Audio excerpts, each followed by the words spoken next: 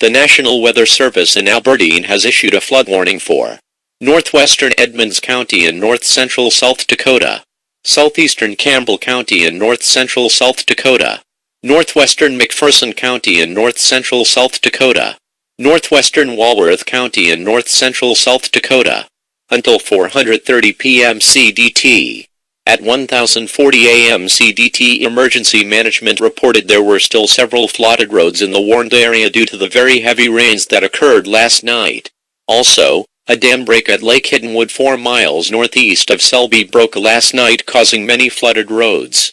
Some locations that will experience flooding include Eureka, Selby, Java, Long Lake, Hillsview, New Everett's Resort, Lake Hiddenwood Rec Area, Newtown Corner.